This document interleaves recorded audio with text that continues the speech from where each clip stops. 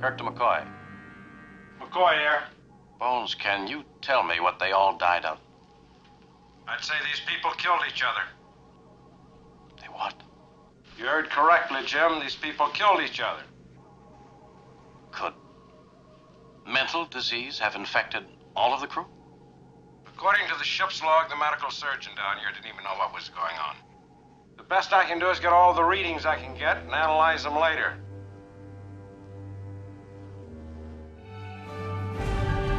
Risk. Risk is our business. Out there. That way. What happened? Starfleet was founded to seek out new life. Well, there it sits.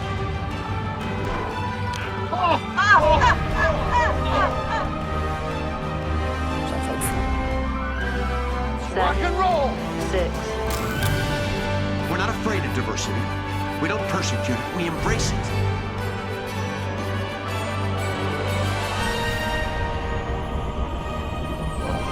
At least I won't die alone. Join our Federation of Planets. And reach for the stars. Those were the days. Program complete. Enter when ready. Welcome back to another Trek review, where each week we talk about Star Trek, and this week we're talking about the original series episode, The Tholian Web. You're tying it in this week to the release of the new movie, Madam Web. Just can't get enough of it. Yeah. It originally aired November 15th, 1968. It was written by Judy Burns and Chet Richards, and it was directed by Herb Wallerstein and also uncredited Ralph Senesky. We'll get into that in our trivia section, so we'll look for it there. Oh, good. He did Scooby-Doo. I don't think so. Oh.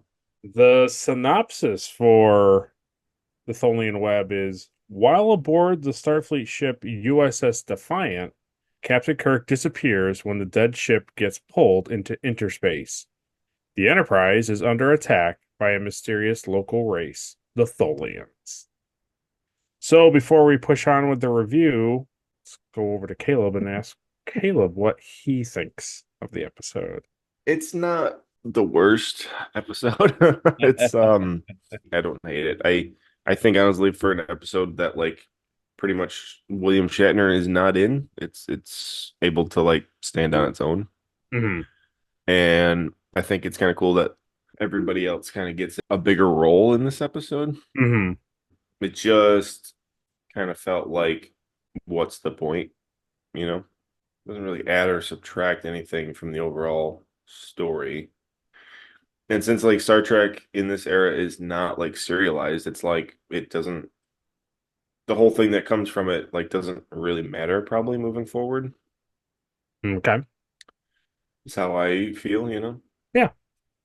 Like if this was Enterprise and this happened, then like next week's episode would be Spock and McCoy would be trying to still like work on their like relationship with each other. Mm-hmm. But since it's not serialized, that it's doesn't really add to the overarching like story. Gotcha. In my opinion. Gotcha. Maybe it does though. I don't know. I haven't seen it, so. But I doubt it. I mean, you're not terribly off track with that. Like, obviously, character development doesn't really build upon this episode, but I don't think going forward they're going to be like radically different, though. I don't think like Spock and McCoy like revert right back to being like really like hate each other. There's more of a development, I think. Okay, well, cool. I hope there is, honestly. This type of fellowship and this type of friendship pays off more like in the movies than any of the episodes to come. But the way I always look at it, and I think a lot of the fans look at it, is like these little things, even though, and like you're saying, it's not serialized, so like their relationship things are kind of all over the place.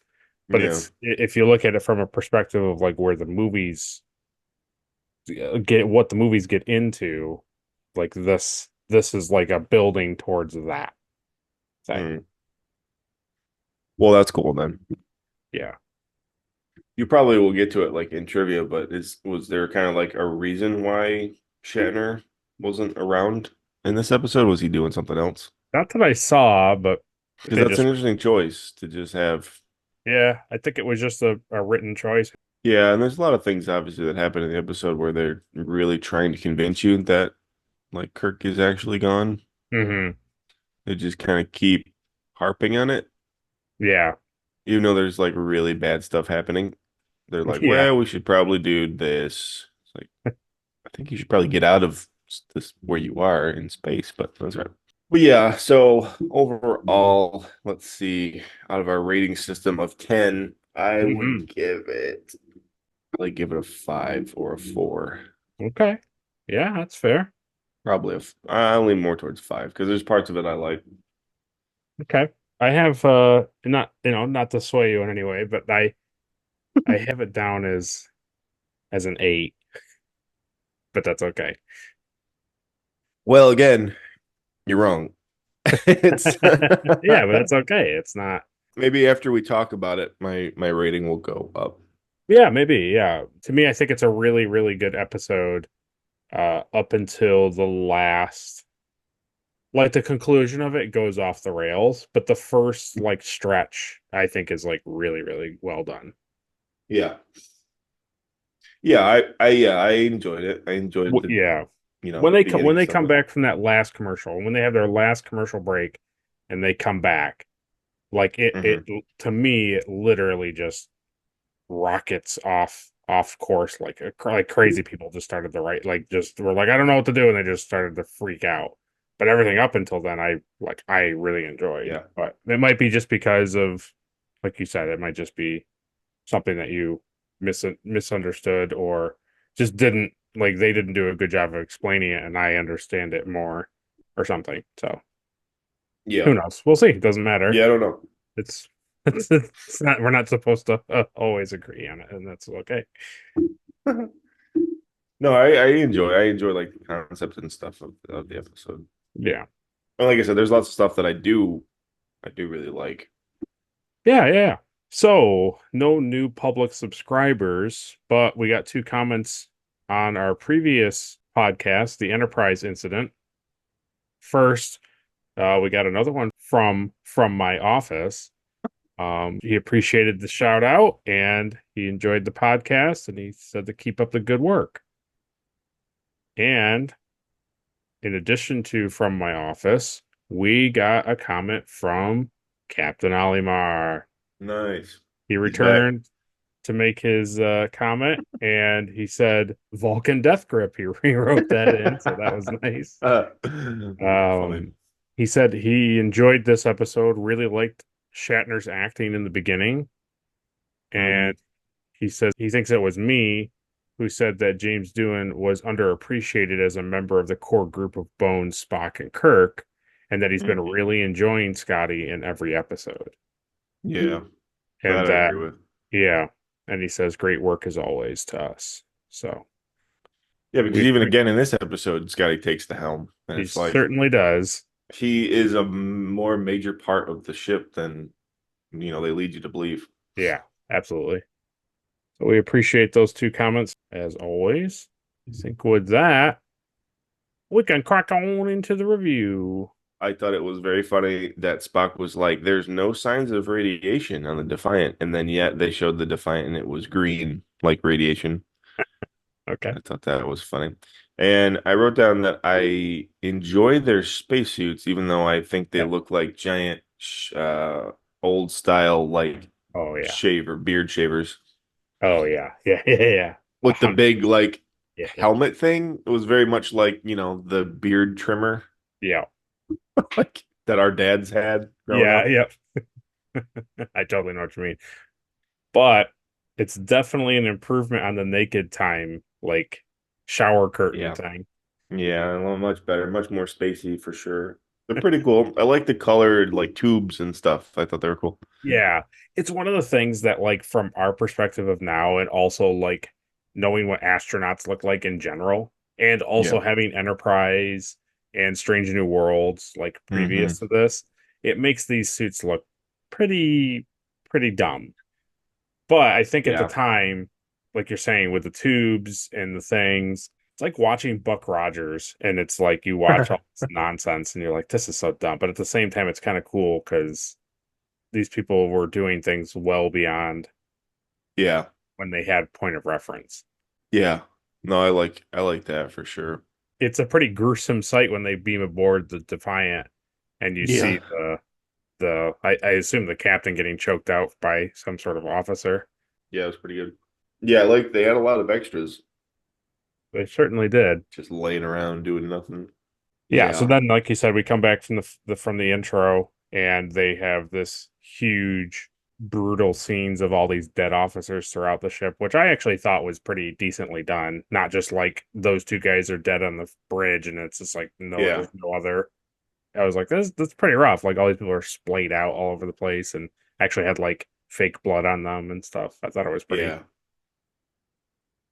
I like when like Chekhov goes to engineering and he reports to Kirk, and Kirk's like, well, how is it? And he's like, well, it's the same as this. So it implied that like, he had checked other spots first too on the way to engineering. So I like that. I like that it shows that, he was checking other spots of the ship, not just he immediately went to engineering. It kind of gives you a full picture of like, yeah, every room that I've checked so far has been people dead. Yeah. Well, he probably going from the bridge to the turbo lift to the corridors to the because he's in engineering. So it's, I forget how many people are on. I think like 300 or 400 people are on a Constitution class. So he sees probably a lot of bodies on the way to the room. Well, then that means that nobody likes Kirk then, because there was only 40 people at his funeral service. Yeah. Very busy. So their spacesuits have comms. Yeah. But we still don't have Delta comms in this era. No. I thought that was funny.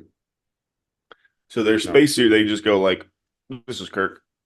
And then like when they're on the ship, they have to like go over to the wall and push the button on the wall still. Yeah.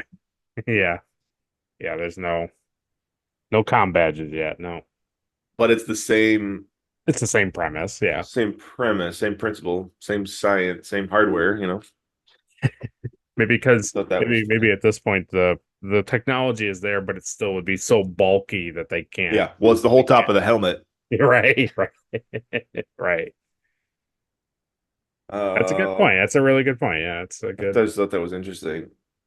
And then the next thing I wrote down was that scene with Chekhov was really weird. That scene where they like loop his reaction. Did you catch that? Yes. He's like, and they like played it. Yeah. Like 3 times. I was like, what the heck? Well, they do some weird choices sometimes with like playing stuff backwards. Yeah. And it's like, why?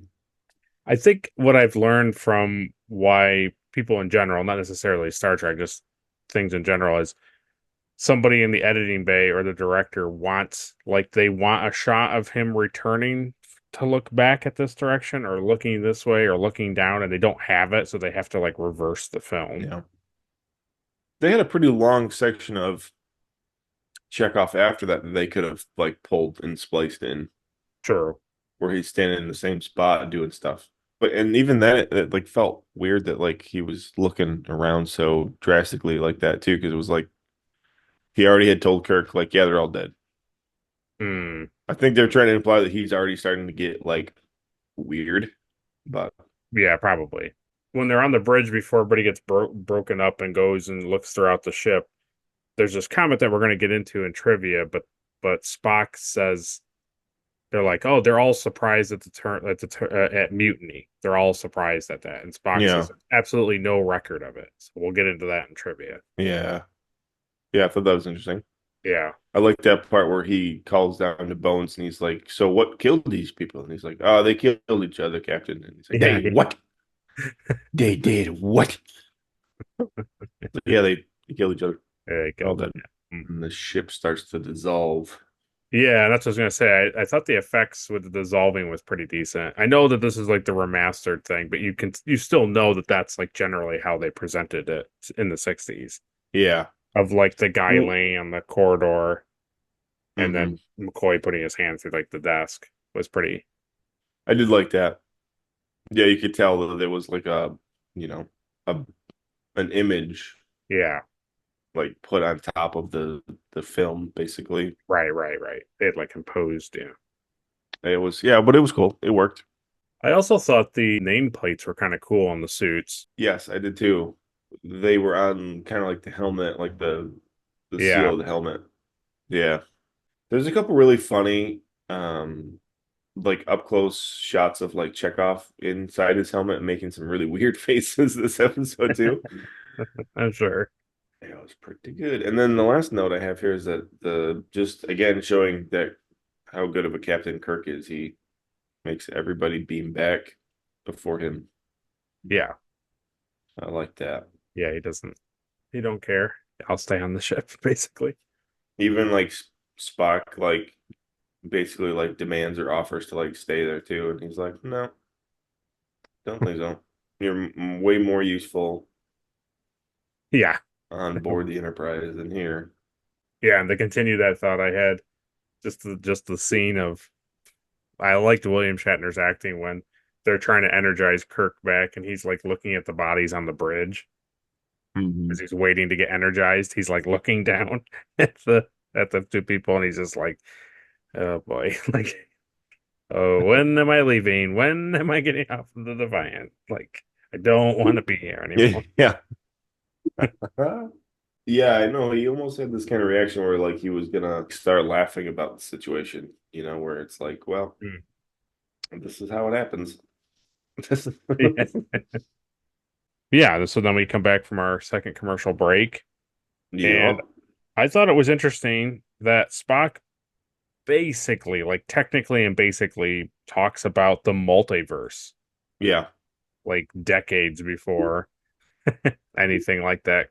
Even in the comics, I don't think they'd even gotten into that in like No. Secret Wars. I don't think it'd come out. I don't even think like Crisis. What do they call it? Crisis on Earth. I don't think anything like that. I think any of that stuff even was thought of until like after Star Trek. Yeah, probably. Sure, all that stuff. I'm sure there's probably some other black and white thing back in the 40s that or 50s that something talked about, but I just thought it Yeah. was I had totally forgot that like Spock was just practically talking about the multiverse. Well, what's funny is like for the time period, like the way he was explaining it, even now you're like, wow, that actually makes sense. Like what he's Yeah. saying. Yeah. I like the computer No. Oh, yeah. when he puts the chip in and it's like computer working. Yeah. I like that. That was Yeah. enjoyable. And I forget what he said, what he asked, but it was basically like 2.6 hours. Mm-hmm. And maybe is he asking intervals, Like right? when, Like when's the yeah. likeliness that Kirk will show up again. I love the idea of turning your computer on and it just says computer working. Like, okay, good. Oh, If I made a ham and cheese sandwich, computing. computing, it would suffice. Oh, excellent. Thank you, computer. You'd abuse that technology. Yeah, oh, yeah. I got really annoyed of Chekhov's screams Oh, okay. in this Yeah. part. Okay. Yeah. I Chekhov's on my bad list on this episode, to be Okay. honest with you. Okay, Yeah. I'll tell you that's fine. I had down basically because we're talking about it. I had down that Chekhov going mad, quote unquote, was good and funny at the same time. Yeah. It was good and it was also bad at the same time. Right. That was a little ridiculous, yeah. They do a couple like cool camera shots in this episode. hmm And this is kind of like the first one is when Spock basically is like holding the camera. Oh, And it's supposed to be like he's holding Chekhov's face. He's like, Chekhov, are you joking? Yeah. And he's got like the camera and the camera's like moving with him. Yeah. I thought that was cool. I thought that was a cool, like, Yeah. That is a cool cool shot. shot. Yeah. And Chekhov's just not responding. He's like, all right, well, that's enough of it. Yeah. We don't want to hear this anymore. Yeah. No more scream. And then I wrote down murderous fury. Absolutely. My God, he's going into a murderous fury. Well, it's almost where Sova got. He almost got there. I thought as a Star Wars fan, you would enjoy that the Tholian design was non-humanoid. I thought you would enjoy that the Tholian thing that appeared on the screen was not just like a Yeah, man in makeup. I did like that. I was trying to figure out like what they used for it. It looked like I don't know what the heck. It looked like some kind of balloon or something. Oh yeah. It's probably just like some sort of design thing, and then they just cut out and lit it up and then just put this like filter over it. Yeah, it was interesting. You Yeah. have 3 hours, you have 1.52 hours. Yeah. So I wrote down Kirk has 3.62 hours of air in his suit, Yeah. which is cool that they even said that, I think.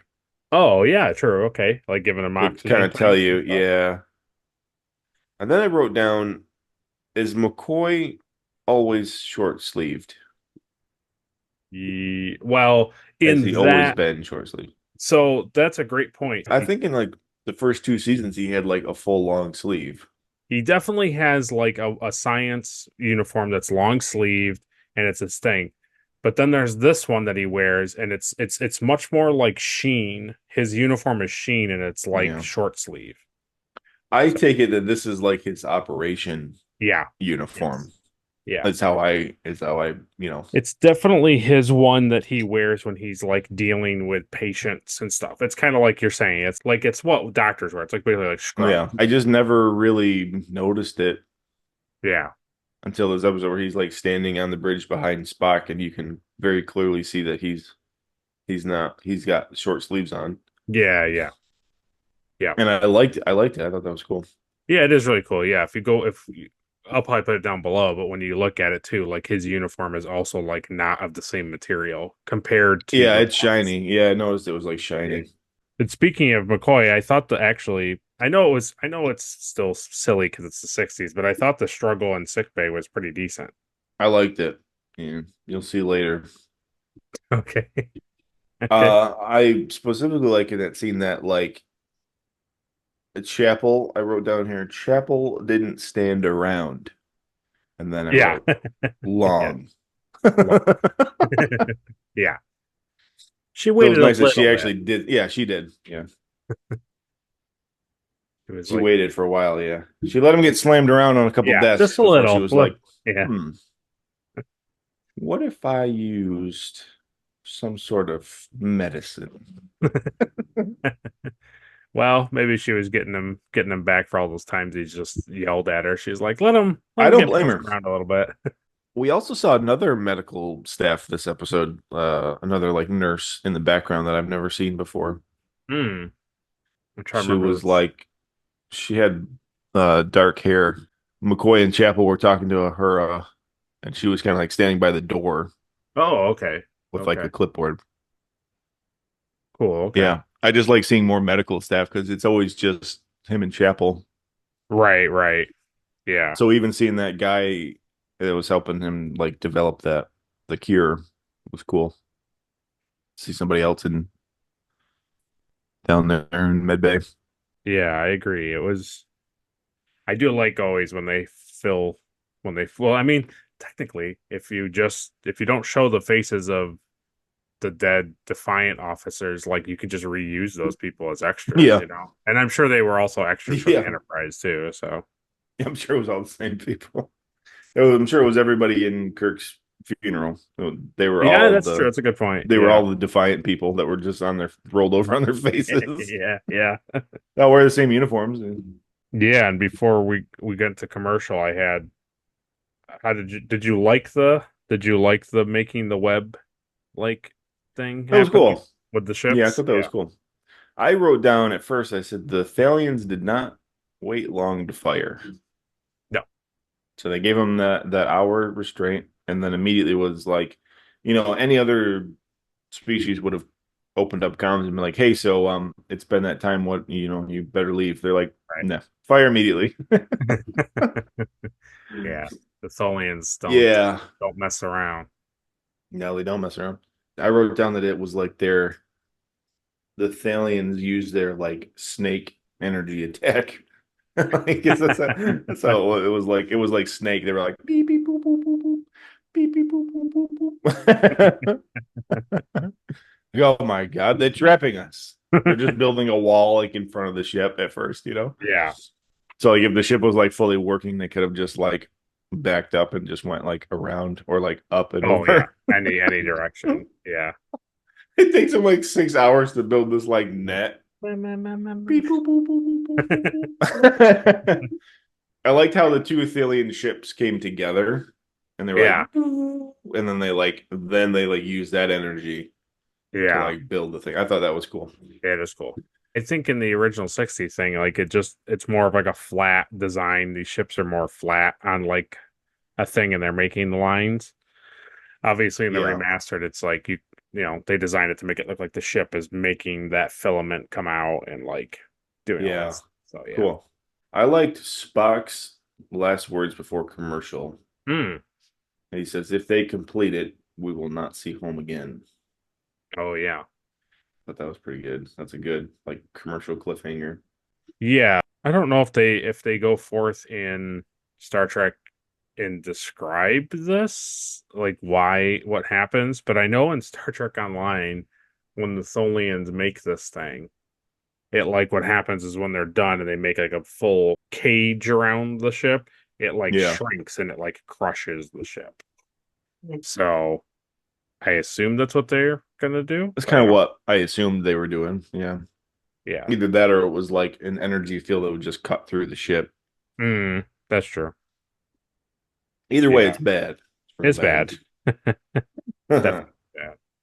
So we're at the halfway point. So go down to the comment section and write Murderous Fury. Yeah, right, Murderous Fury. Yeah. Totally.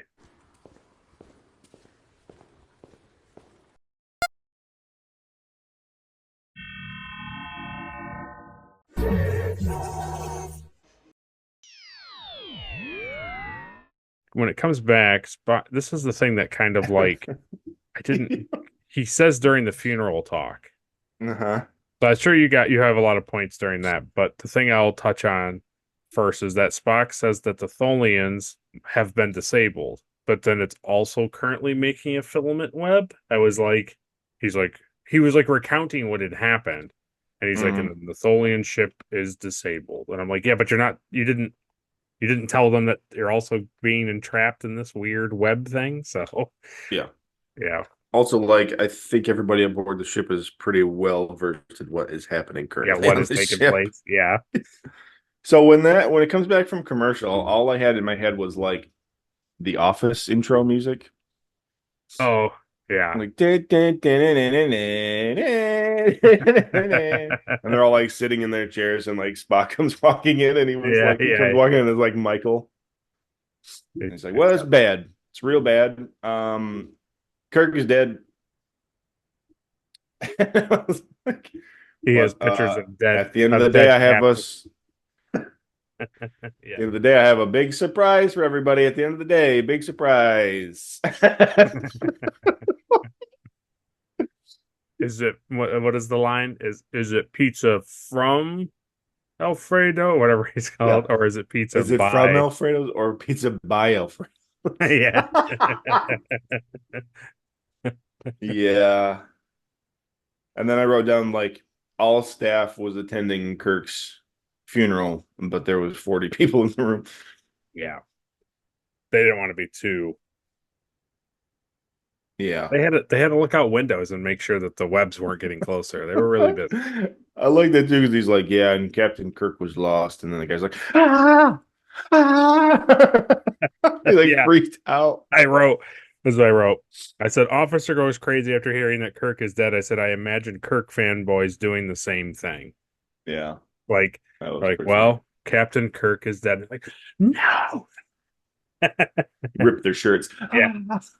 That was Yeah, it was funny. really funny. There was a point from the last thing that I missed. I just said that it kind of relates to this part. It was just that like everyone was like so quick to like give up on Kirk. Oh, yeah. Like immediately, right? Like McCoy's Yeah. supposed to be his best friend, and he's like, he's gone, Spock. Let's move on. Let's get out of here. Why are you engaging the Tholians? Let's go.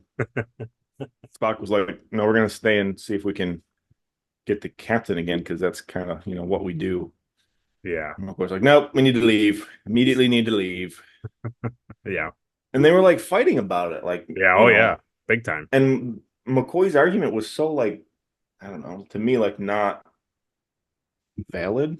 It's like I got it. It's the same. It's the Star Trek thing that they do a lot, which is like, should you save one person and risk the lives of hundreds, or should you save hundreds of people and sacrifice a person? Yeah, the needs of the many. I get it. But it's weird in this episode specifically that Kirk or that Spock and McCoy are flipped.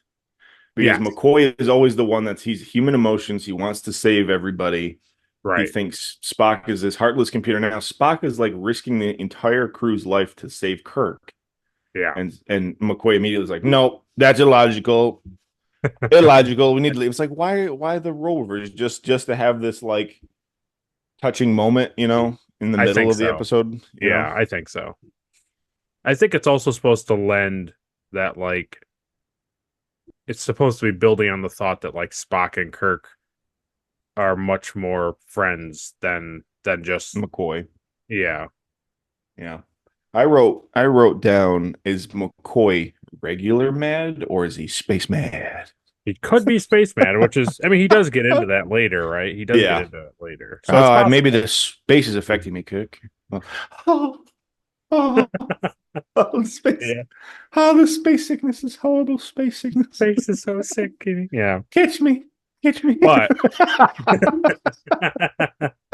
to your point, it is pretty unbelievable that McCoy would think that Spock wants to be captain. Yeah, that was ridiculous. That whole like argument, like you're doing this on purpose, just to get they'll give you a medal and they'll pin a thing around your neck. He's like McCoy, I am the captain. Right. I don't need like anything. Yeah. I thought it was ridiculous that all of the important people took times away from their stations to attend this funeral. Yeah. While the Tholians were still building the web.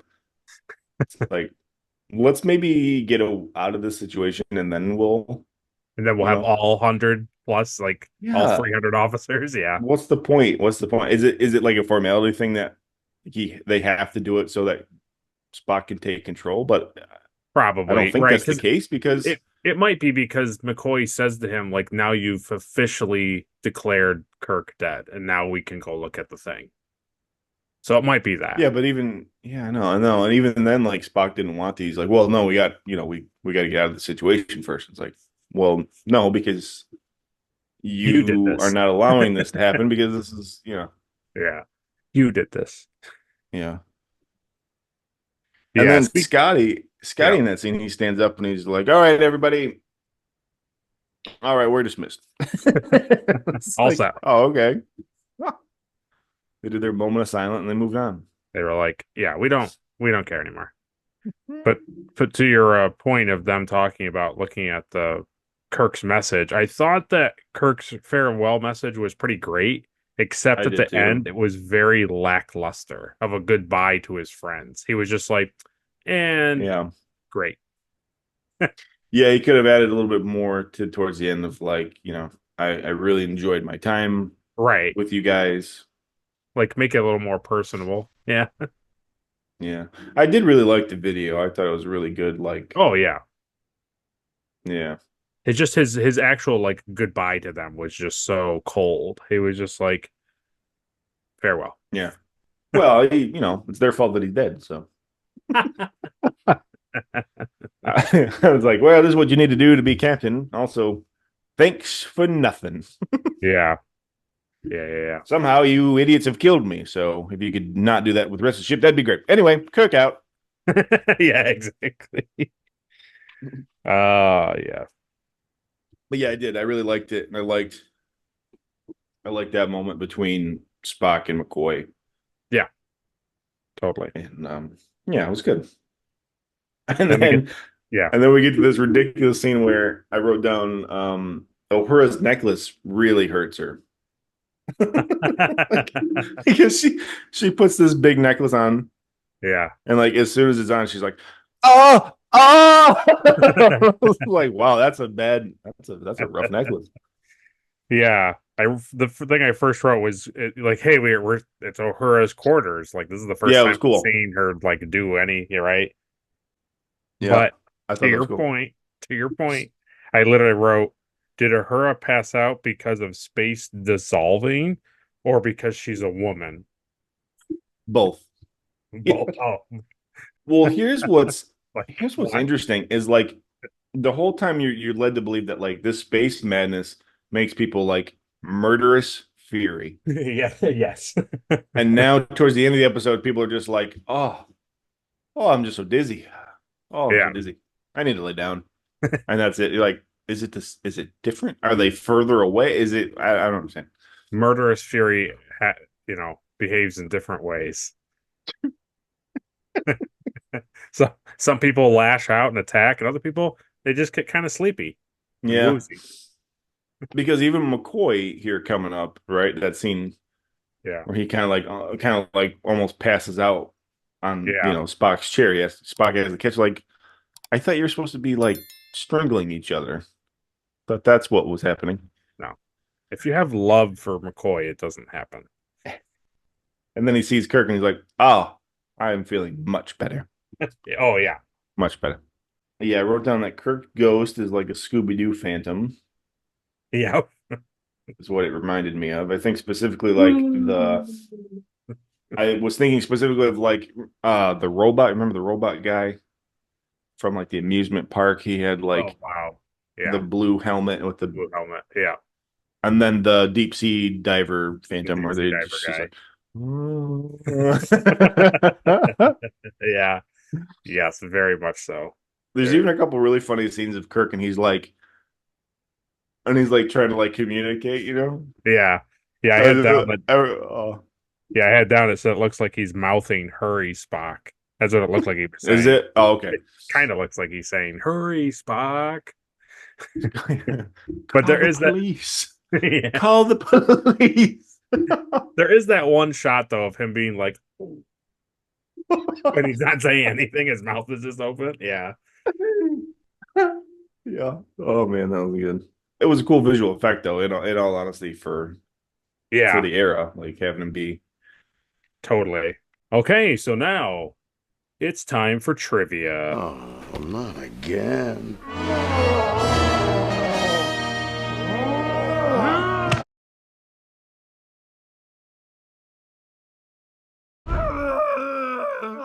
All right, now you're overacting.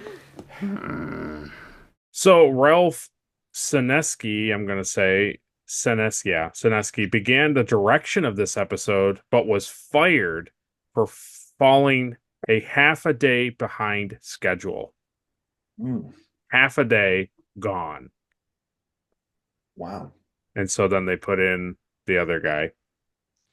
Up to that point, Senesky had used the fisheye lens camera effect to show the viewpoint of a person affected by interspace.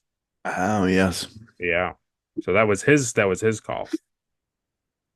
Interesting. So Judy Burns, one of the writers, a freelance writer, penned this episode, co-written by her husband, Chet Richards, to earn money for a study trip to Africa. Wow. Judy came up with the idea of spirits floating in space and around the Enterprise. However, Gene Roddenberry specified in the writer's guide for the series that the stories of Star Trek must be based on science. So he ghosts aren't real.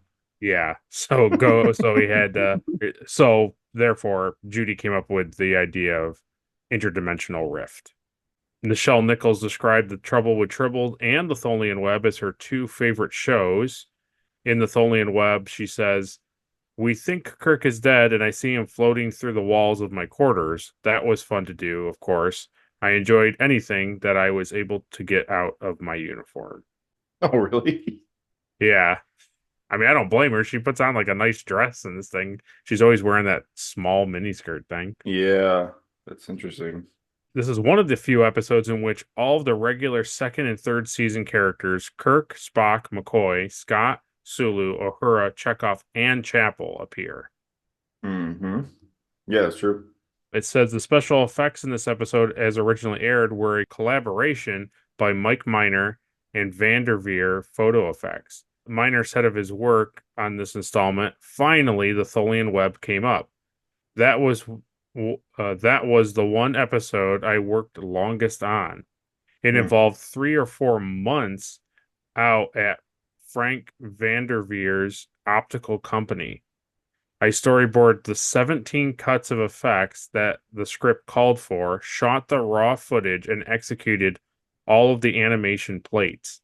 I'm told there was a 90,000 optical bill on that show." Isn't that insane that is like Yeah. ridiculous now? Like literally right now, you and I could go and film something and I could do this. We could film like a 10-second shot, 2 separate, you doing something, me doing something, and I could, in probably less than 5 minutes, do it on my phone. For free. For free.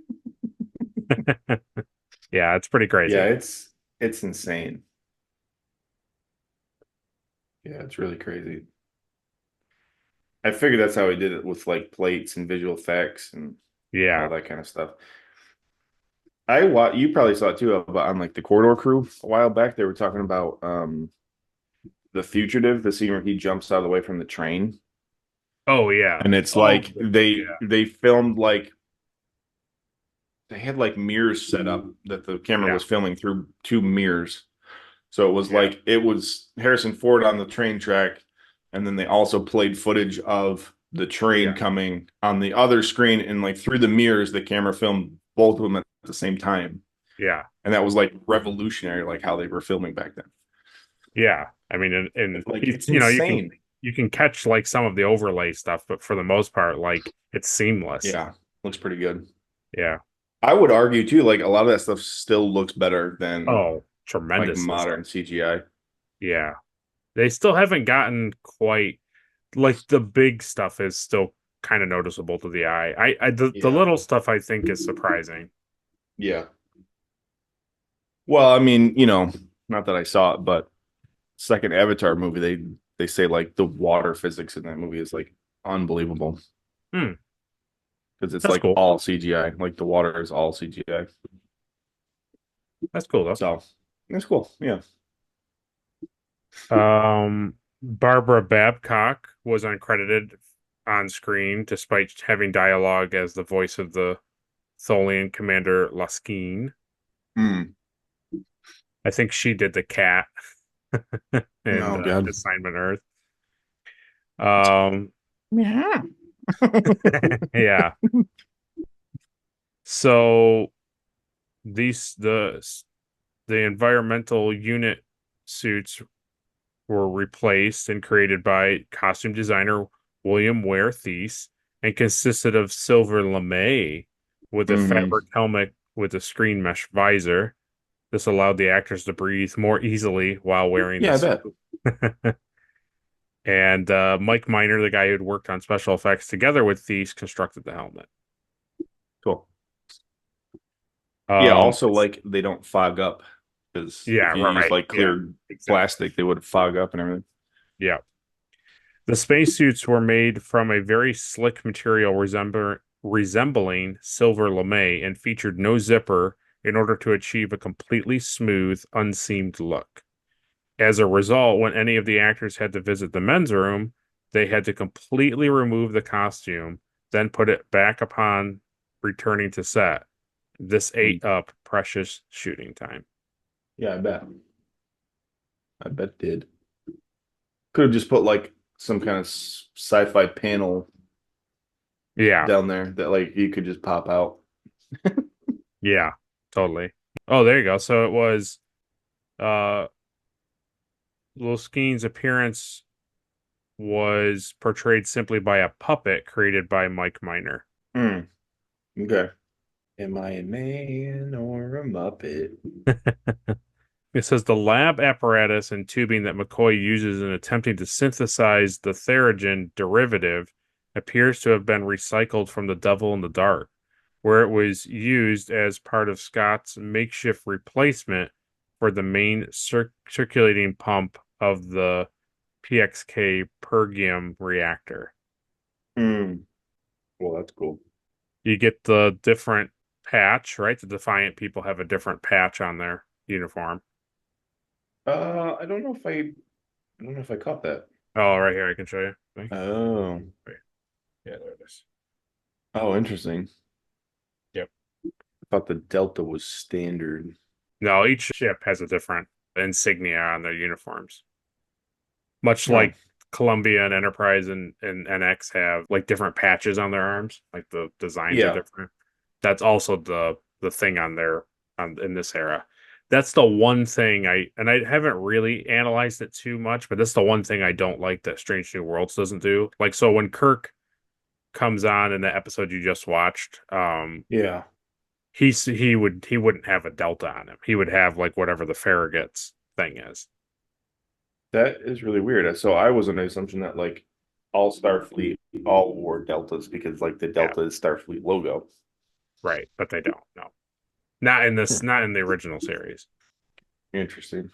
So it says the ship's chapel, which was previously appeared in Balance of Terror, was a redress of the briefing room. Oh, so they had to take like the whole table and everything The whole out? table and all that's got to come Jeez. out. Yeah. Here is the thing that, as seeing more Star Trek, this is the thing that I thought was kind of stupid. Yeah. It says in this episode, Spock says that there is absolutely no record of a mutiny on a Federation starship.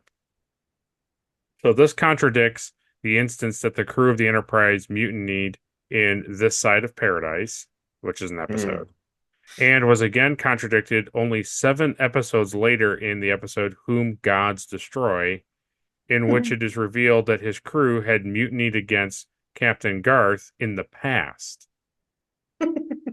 Spock himself confessed to committing mutiny in the Menagerie Part 1, having stolen the Enterprise without orders. Also, in the later series, Star Trek Discovery, Commander Michael Burnham, so Spock's adopted sister, is court-martialed and convicted of mutiny during the Battle of the Binary Stars, some 12 years before the events of the Tholian Web. In the latter case, though, however, Burnham was later pardoned and her record expunged, which may explain the seeming inconsistency. But to me, it's like one of those things that he says it, and it's just like it's such a big deal in Discovery that she's Starfleet or the Federation's first mutineer, just like a huge part of the show. Interesting. And it's like, but because her record gets expunged, like, nah, there's no, like Spock is just saying, well, there's no record of it. And it's one of those things that, like, yes, it's technically right, but also it just feels, it doesn't feel right. Well, not when Spock literally, like you just said, Spock does it in the Menagerie. Right, exactly. But again, the whole argument is like, well, maybe he wasn't convicted of mutiny on the record, so therefore, that's why Spock says there's no record of it. Right? Yeah. But it's like, it's just, yeah. But there was a record of it. He had to be tried. Yeah. But also, like, maybe the Menagerie is not a good point of reference considering that it's just such a weird true one-off episode to, like, show the pilot that nobody really knew about. Yeah. It's one of those things that, like, I don't like it, but it's also, like, not worth, like, destroying the entire episode over. It's interesting for sure. Yeah, Scotty's hair returns to its more familiar style from the first and second season in this episode after James Doohan objected to the comb-back style producers had experimented with at the start of the third season, so he didn't like it. I noticed that, yeah. I think he looks more sophisticated with it going back. He does look more stylish. Yeah. But I don't think that's true to his character. No. And they were nominated. Star Trek was nominated for an Emmy Award for the special effects in this episode. They didn't win, but they were nominated. Cool. Does it say what did win or no? Probably if I looked at it. I think it was Mission King Kong. Impossible. What? Yeah. Mission Impossible. Yeah, the TV show. Oh, there was a TV show. Yeah. Oh yeah. I don't remember there being a TV show. Yeah, Leonard Nimoy was on it. Was he really? Yeah, yeah. Mm-hmm. That's where the whole lighting the fuse and the music comes from. Oh, from the TV show. Don't remember that. Yeah. Dun, dun, dun, dun, dun, dun. That's like the whole thing. They literally, like, the show opens with there's a long fuse and the person puts a match to it and then it lights and then it cuts to all these like shots in the show. Yeah, that's cool. I didn't know that. Yeah. See, my Leonard Nimoy TV show was In Search of, so. Oh yeah. So that was all I knew Leonard Nimoy from. All right, that concludes trivia. Now we can get back into the review. So I have down for Spock's quarters again. Yay! Yeah, his little waterfall feature in the corner. Yeah. There were two things here that I was just like, this is where to me it started to get off the rails. I was like, what? Yeah. What is happening? So McCoy comes in with that drink, right? Orange juice. Yeah. The peach orange juice, right? Yeah. Yeah. And he comes in and then he tells him what it is, and then Spock's like, well, this is like diluted Klingon nerve gas. Yes. Or whatever, nerve stuff. And he's like, what? And then McCoy is like, oh yeah, it totally is. And what it does is it like deadens the nerve endings so that like essentially that part of your brain that's being agitated to cause murderous fury, you can't anymore because that part of your brain is like burnt out. And I was like, so is it temporary or is right? It permanent? I was like, so permanent brain damage is what this is happening. And then when they drink it, and then Scotty's like, nice, and he takes it, I was like, shouldn't McCoy be like, buddy, like, don't drink too much of that. That's like legitimately hurt. Like, there's a difference between alcohol killing brain cells and, oh, well, it's just alcohol. It's not really a big deal. So this is doing permanent, brain damage. He says deadens. Yeah. He doesn't say like numbs. He says deadens. Yeah, I don't know. It's a bad word choice. It could be assumed that it's like a temporary, like, maybe. I was so surprised at how flippant they were about it. This doesn't make any sense. Yeah, it is funny. It's nothing really made sense about the scene, but I like Scotty. I like Scotty. I mean, it was funny. McCoy was like, yeah, it deadens your brain. He's like, well, any brand of scotch can do that. Yeah. But yeah, he takes the whole thing like he's gonna mix it. And it's like, probably shouldn't drink all of that if it's right. It's like it's a medicinal thing, Scotty. Like, what are you doing? Don't take all this. It's funny, like this is the end, and I have like the fewest notes here. Oh, okay. One thing I picked up on was like, is this the first time in the original series that they've used the term ensign? Probably not. Maybe in this episode it's the first time they bring it up, but I don't think in the series. I don't think so. I just don't remember hearing ensign them say ensign in the original series so far. Maybe you could be very right. I don't know. I haven't tracked it that closely, but you could be very well. I just know that in like Enterprise they say it non-stop. Yeah. Yeah, because Spock is talking to Chekhov and he refers to him as ensign. Oh, okay, yeah. There's a shot Spock thing where he calls everybody by their like rank. Yeah, he calls them by their ranks. Yeah. Kirk calls everybody by their name. Yeah. Doctor, ensign, lieutenant. Yeah. There's a shot of Scott in engineering that looked like earlier footage because his hair was like swooped back.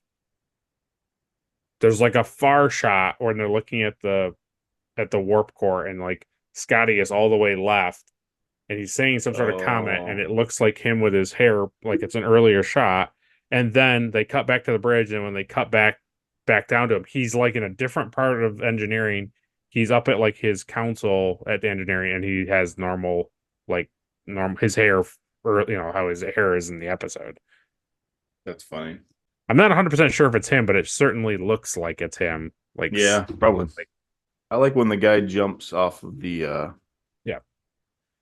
top of the thing and jumps on top of him. Oh wow, yeah. Yeah. That was cool.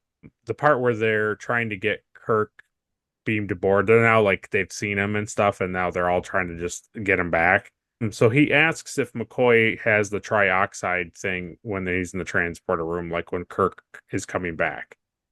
He's like trying to make sure. And then that O'Neill guy is at the council, to transporter council. When Spock is looking at the view screen, he goes, "Now, doctor." And I was like, "Now, doctor." Like, the doctor isn't doing. Yeah, he's not doing anything. Yeah. And then also he says, "I'll tell you when to beam Kirk aboard, and when we have his coordinates." And he never sends like the coordinates to the transporter room. He just says, "Now, doctor." And it's like, well, how do they know where Kirk is? He's on the bridge. Yeah. For you, take note of what Kirk says, because we'll talk about it later at another junction, about having a whole universe to himself. So we'll talk about that at a different time. He said he really would rather have people around. Yeah. And the other thing that I thought was really weird, and we don't got to split hairs here, but I think it was weird, is Spock says no, which would make him agree with what McCoy was saying. So that in turn is making him lie. He is a liar. Yeah. And also, why lie to Kirk that they didn't watch his video? Like, it's funny. It's funny because I do really like that scene at the end. Okay. I think it's funny because it's like, yes, yeah. Obviously, Spock is lying. Yeah. So that's a continuity thing, but I think because all three of them are friends, I think it's one of those things where it's like you can't let Kirk know that you watched his video and you actually learned something from it. And I see. Okay. He actually helped you resolve the issue. Like, you got along because of his video. You can't admit to that. You can't tell Kirk hey, you really made us you together as a team. Like, no, we did that on our own. You can't tell the captain that. You can't let him win. Okay. You can't give him the satisfaction of that. That's fair. Because they're like, no, we work together just fine, Yeah. Other than the fact that he's a human and I'm a Vulcan. Yeah, no big difference. Yeah, it's a good point. It's a good point. They're just kind of giving Kirk a hard time, but it just, for me, I was just kind of why do you have to be a jerk to him? But yeah, I get your point. I totally get your point. They're friends, but yeah, at the end of the day, it's he's the captain. You can't tell the captain that he's inspirational, and true. You can't. You just can't. True. Not have any respect for yourself. So I did like that. I liked how even without unspoken between the two of them, they're both the recordings, Captain. I don't. No. Not sure what you're talking. Oh, those no. We were gonna take time to do that, Kirk. We were surrounded by aliens. Why would we do that? You think we had a funeral for you? No. Only 20 people showed up, so we just did it for the log. We just said it for the log. Yeah.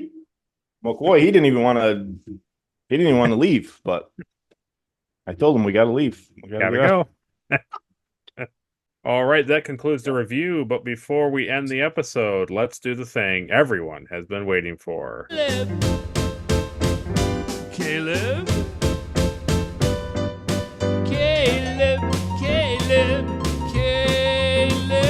So, Caleb, who gets the Erica Ortegas Award for being most unlikable? I'm going to give that to Chekhov this week. Okay, that's fair.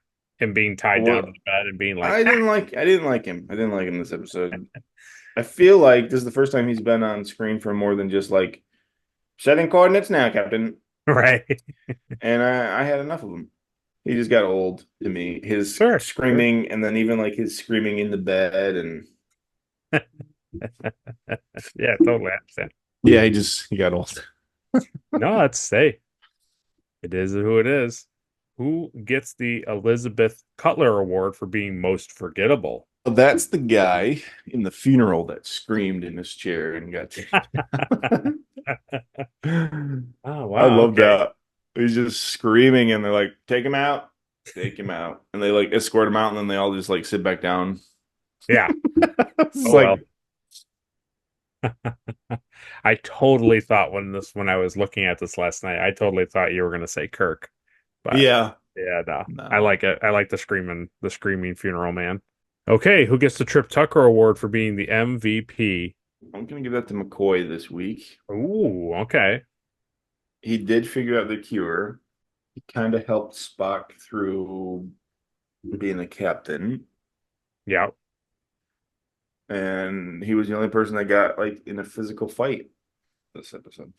Yeah. And to your point, apparently he was the person who got Kirk back aboard because Spock says now, Yeah, Doctor. be So on board, Doctor. okay, what gets the Shran Award for the best action sequence? McCoy. Oh, okay. The back to back. Yeah. When, that obviously that scene where they're fighting in the lab. I thought that was Nice. pretty good. And he Yeah. slams him on that table too. He really does. Yeah, yeah. He was like, I'm getting my money today. What gets the NX award for some sweet ship stuff?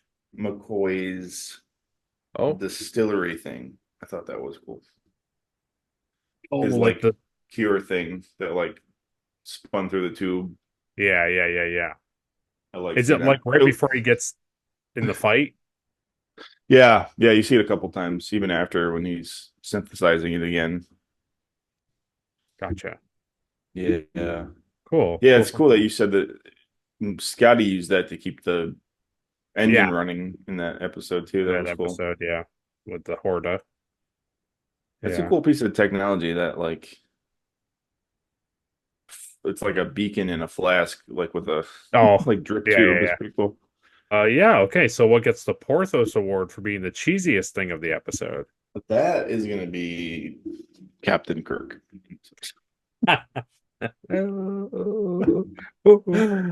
Yeah.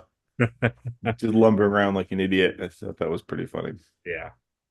Is that Captain Kirk in my mirror? It's just funny because it's like of all the choices to have him do, he could be doing like one of these or like, All right. like, can you see me? Like waving, right? Yeah. But like, what's this doing? He's floating. He's floating. It's because he's in space and everything's slow in space. Yeah. Yeah. Yeah, who knows what the direction was? I doubt Shatner thought, well, I'll do this. They're probably like, okay, you're floating in space, so put your arms up and wave around. He's like, okay. No, I bet Shatner did come up with it. Maybe. He's pretty decent in the series. He's got some good acting, so I don't know. Yeah, he is. I hear a lot better than I always assumed. A lot better than I always assumed. Like I always assumed like he was super cheesy, Yeah. Like I really haven't seen. I mean, we haven't watched all the episodes either, but like I really haven't seen like what I assumed Kirk was like. Yeah, you can definitely, from what we've watched, you can definitely see where people have exaggerated what he does. But yeah, it's like we said in the previous podcast. Him doing that Rocket Man song is practically where a lot of this comes from. Also, some of the scenes in the movies are he's a little more flowery than the show. There's something on the wing. Yeah. Okay, and finally, what gets the Enterprise Award for the best scene of the episode? I wrote down the last scene with Spock and McCoy and Kirk. Oh, okay. Where they're like lying to Kirk. We didn't watch it. Didn't help us at all. because we didn't watch it. Yeah. So I can see it. I honestly like looking through what your points were and everything. I can understand because for you as a singular, I'm watching this episode and I don't have context for Star Trek overall. You just have what you've watched. I can totally see how this episode would not rank high for you in rating because there's no like, is there payoff to this? It's like, it's nice that this is happening, but the previous episodes have taught me that this doesn't matter. Yeah. And I can totally understand like why you would rank a 4 or 5 at it. Also, some of the premise, like with Kirk, is a little silly and some stuff like that. And I think the reason why I ranked it higher is because like not in like a bad way, but like this is very much like Star Trek in general. Like this is kind of like a very cookie cutter episode of like this is how a Star Trek episode. Very much like they find something, they investigate, something weird happens to an officer, and then the whole episode is about them trying to resolve that thing with the officer or whatever. And then they're caught, in some other, there's like a story and a B story, right? A story is Kirk is lost, the B story is the Tholians are trying to capture, like put this thing around the ship. Yeah.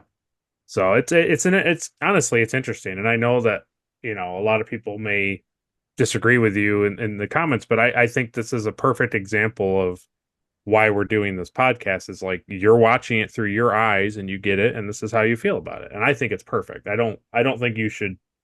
How you feel about it is how you feel about it. And I think it's great. Yeah, to be honest, it's just it's like I don't hate the episode. Like I did enjoy most of it.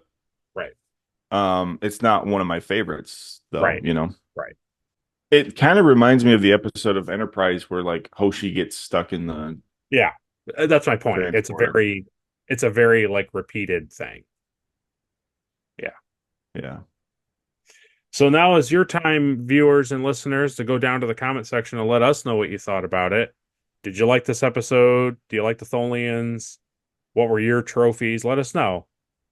Right down below. We'd like to hear about it. And if you write something down there, we'll probably talk about it. You get a shout out next episode. And here we are.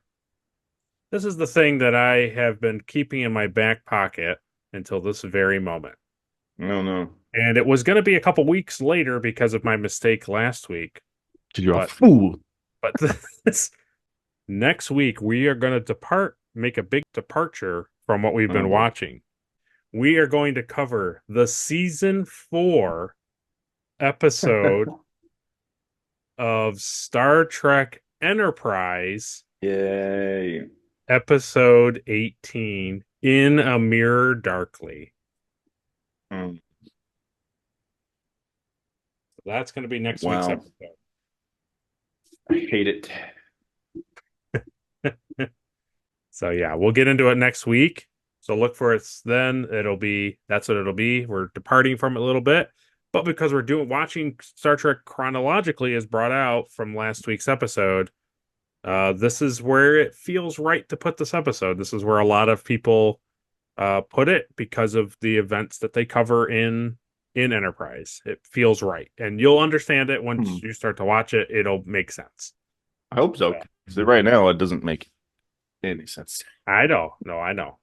So as always, if you like the episode, like it. If you dislike it, dislike it. Share it with all your friends and family and Trek enthusiasts. Subscribe so you don't miss an episode, and ring the bell so you catch when this episode comes out, or when Star Trek History or the RPG comes out. That way you don't miss it. I went on the back video and I looked at clicked the like button thing and nothing happened. So I don't know. I looked it up. It is a thing that happens, but I don't know why it didn't work for me. So I don't know. Oh yeah. Forgot about that. I don't know why, but doesn't matter. Yeah, but before we conclude, as always, you can go over to Caleb's channel. And last week he put out a Dragon Ball episode, which was good. That was a continuation. It's like another podcast just like this. But anything else, Caleb, that you like to scream out about? Have a beautiful yeoman.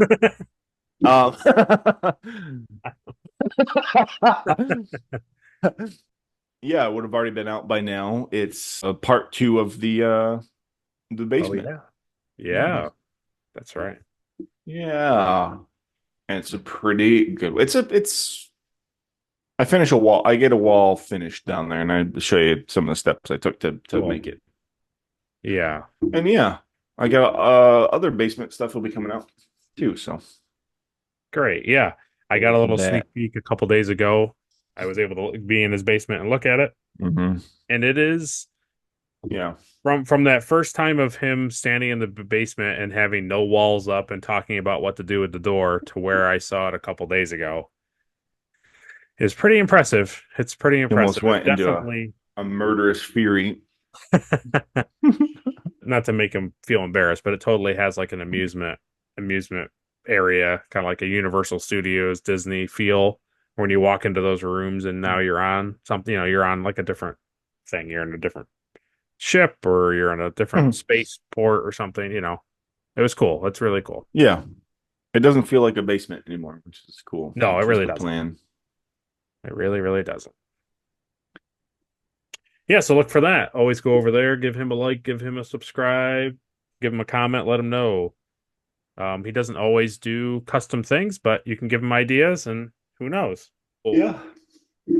We appreciate you watching. Look for next week's episode of a Star Trek Enterprise. So if you're following along, go to Star Trek Enterprise, start up In a Mirror Darkly, and that will be it for us. So Caleb, take us out. Computer working. We'll see you next time. Computer and program. See you guys. Check for any messages. Oh, yes, there is a message here. Let's see. From the captain to all crew, please do the outro video. Oh, okay, yes.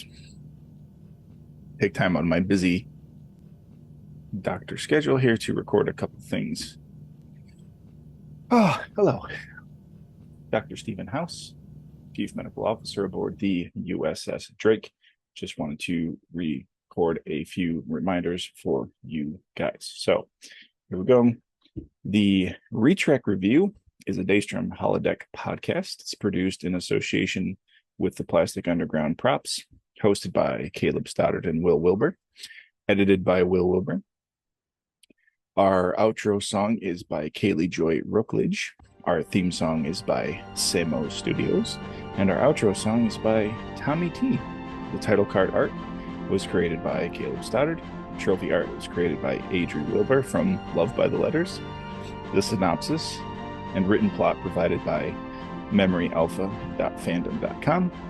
Star Trek is created by Gene Roddenberry, and all official clips and pictures are owned by Paramount Pictures. You can follow us at the Plastic Underground Props and the Daystrom Holodeck on Instagram and YouTube. So that is it. That is all I had to say. And what? Lazesh, don't touch that.